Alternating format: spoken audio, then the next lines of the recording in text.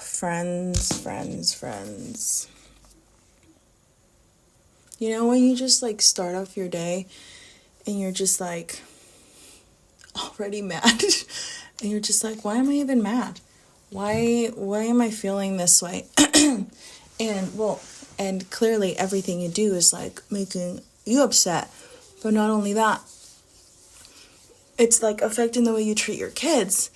And I was thinking about this last night because I was like, how dare we have the audacity to like talk to our kids the way we do sometimes. And it's like, it's because we are okay to talk to ourselves that way. And they're just little versions of ourselves. And this morning, even though I got up early, and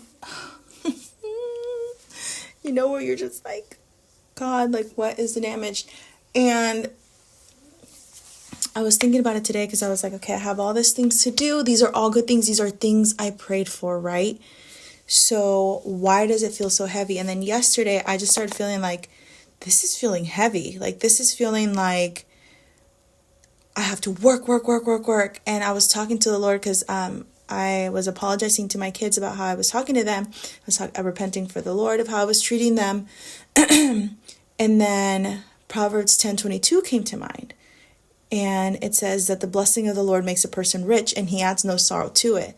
And I was like, okay, God, it's not feeling like no sorrow. It's feeling like I'm striving.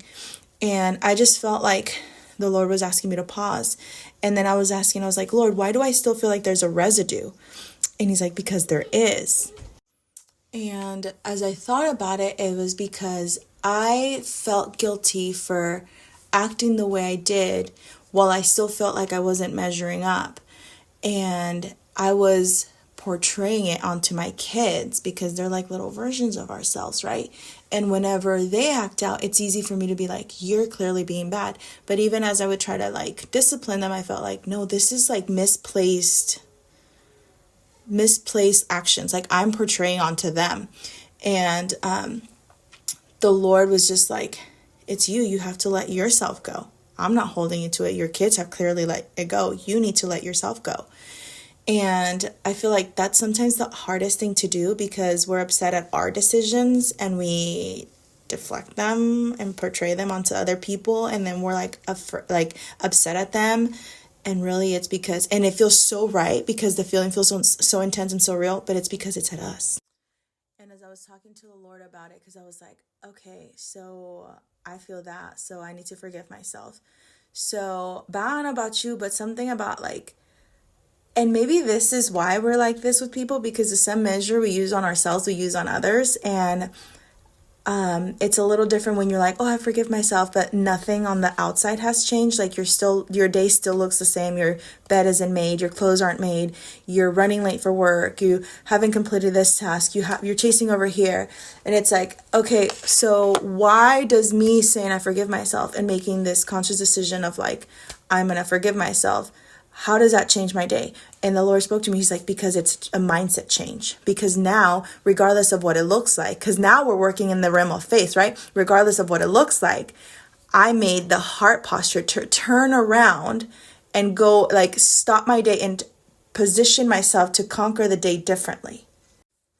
So if that's you, friend, if you're like, my day's going to crap, my whatever, and you feel it and you even have started to say it, like, this is going to be the crappiest day, this is the worst day ever, you know, in the words of a 3-year-old.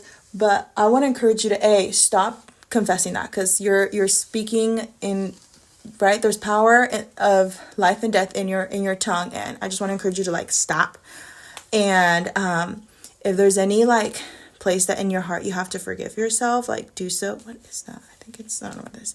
Forgive yourself, but also make the conscious decision to, okay, God, I'm gonna change the day. I'm gonna change my attitude. I'm gonna tell my day what it's going to do, and my feeling, regardless of how I feel, I'm gonna have the best day of my life, because your word says that I go from glory to glory. That means the past can't be better than my present.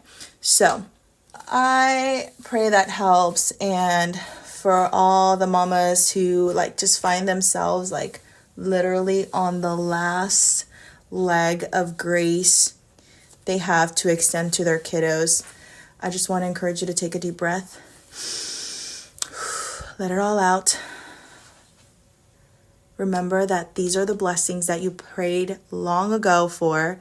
And I just want to encourage you, don't give in to the pressure of time that says rush, rush, rush, go, go, go, do, do, do. Take a deep breath. Surrender your day to the Lord. Declare that this will be a good day. And apologize to your kids where you need to. And then go on your merry way and have the best day of your life. Because the time is so short, even with our kids. And if the best thing you can do is sit down and have a movie time with your kids, then do it. Just do it.